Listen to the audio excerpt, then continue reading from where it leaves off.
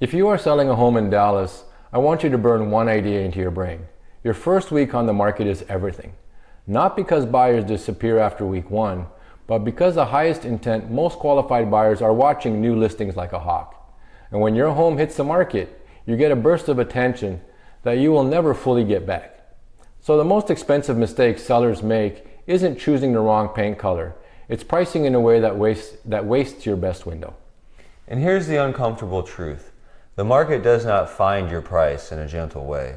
It finds your price by forcing you to reduce, often after you've already created days on the market stigma. And once your listing looks stale, you end up negotiating from weakness instead of strength. So today we're going to walk through the biggest pricing mistakes we see in Dallas and the data logic that proves why these mistakes cost you time and money. I'm Kyle Kreick. And I'm Mark Meras, and we are the co-founders of Paragon Realty Advisors in Uptown Dallas. By the end of this video, you'll know what kills buyers' urgency, what actually creates multiple offers, and our step-by-step pricing framework that we use to position a home to sell with leverage. Let's define the core concept. We call it the first 10 days window. When your home is brand new to the market, serious buyers see it immediately. Their agents send it, saved searches trigger, people book showings quickly. This is when buyers are most likely to compete because they assume other buyers are seeing the same thing. And the data logic is simple. New listings get the most attention. Attention creates showings, showings create offers, and offers create leverage. But if your price is even slightly misaligned, especially in a price band where buyers are payment sensitive, you don't just lose offers, you lose momentum. And once you lose momentum, you often have to pay to get it back through price cuts or concessions. So let's start with the most common mistake sellers make in Dallas. Let's price high and test the market. This sounds reasonable on the surface. Logic goes, if someone loves it, they'll pay for it. And if not, we can always come down. But in practice, what happens is you miss the buyers who would have competed at the right price. Because buyers don't negotiate with listings they don't tour. They don't tour listings that they feel are overpriced compared to the alternatives. So instead of creating a competitive environment, you've created a passive environment. The listing sits, the showings are light, and then you're forced into a reduction. Here's the data logic. Buyers compare your home to everything else they can buy in the same price point category. If your home isn't the best value in that comparison set, they move on. The market doesn't counter you, it ignores you. And the reason this mistake happens so often is because sellers are using the wrong comps, or using comps the way Zillow trains people to. Comps are not any house that sold near me. Comps are the homes that a buyer would reasonably consider instead of yours. That means similar style, similar condition, similar size, and similar location. A common Dallas mistake is pulling comps across a hard neighborhood boundary, or comparing a renovated home to a non-renovated home, or comparing a larger lot to a standard lot without adjusting for it. And here's the data logic. Buyers don't price your home against the last sale on your street. They price it against the best alternative they can buy today.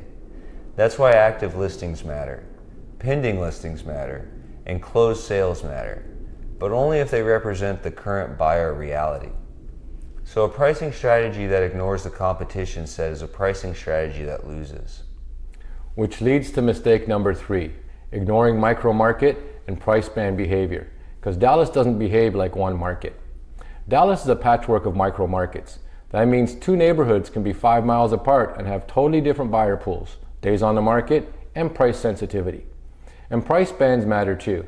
A home at the $650,000 range can behave differently than a home at the $725,000 range because of buyer qualification thresholds. A home at $995,000 can behave differently than one at $1.05 million because of financing structure and buyer psychology. The data logic is that buyer pools are not infinite. They cluster around payment and lifestyle.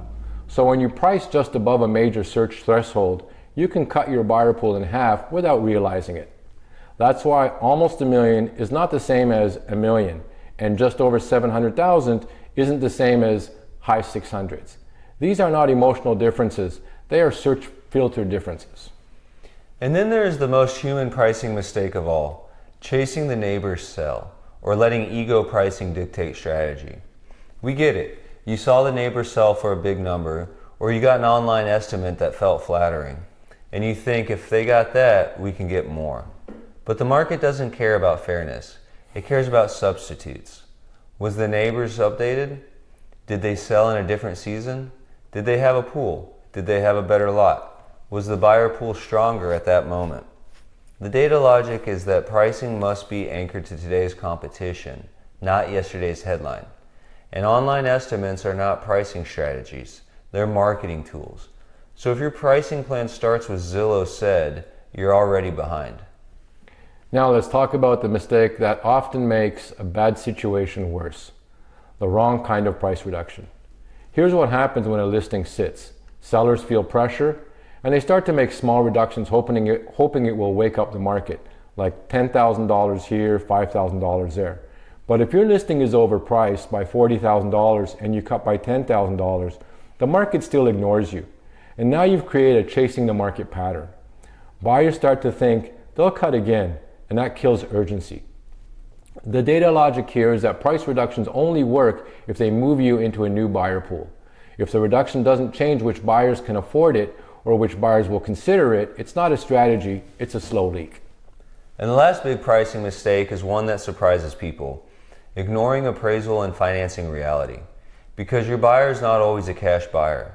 In many Dallas price points, the majority of buyers are financed, which means appraisals matter. So if your price is ahead of where the comps support, you're not just risking fewer showings, you're risking a deal that falls apart mid-contract. That costs you time, momentum, and leverage. The data logic here is that a contract that collapses creates stigma.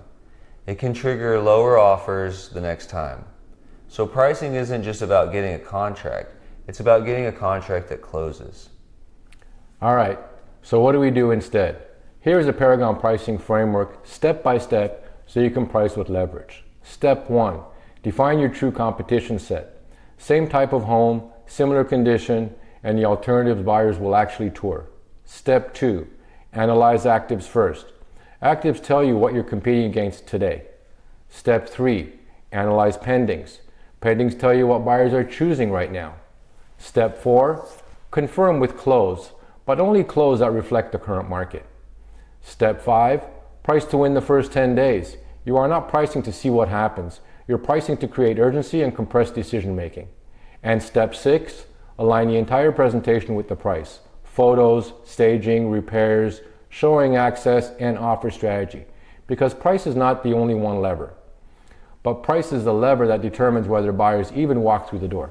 Before we wrap up, let's do some rapid fire answers to the questions sellers always ask, which will save you from common traps. First, can we start high and come down? You can, but it usually costs you your best window. Second, what if we underprice? Underpricing strategically can create competition. Overpricing creates silence. Do price reductions work? Yes, if they move you into a new buyer pool. Fourth, should we price at a pretty number? Sometimes thresholds matter more than pretty numbers. Fifth, how do we know if it's a price or presentation issue? If showings are low, it's usually price. If showings are high and offers are low, it's usually presentation or terms. If you are thinking about selling in Dallas, the best thing you can do is get a pricing plan that's anchored to the competition set and designed to win the first 10 days. That's how you sell with leverage. We can build a no-pressure pricing strategy for your home based on your micro market and current competition, so you know exactly where you stand. You can book a no-obligation consultation with us at www.paragondfw.com. If you found this video helpful, make sure you give it a thumbs up and hit the subscribe button and notification bell, and you'll have access to all our current and future content. And finally, leave us a comment below. We read every one. Thank you for watching this video, and we look forward to seeing you in the next one. All the best.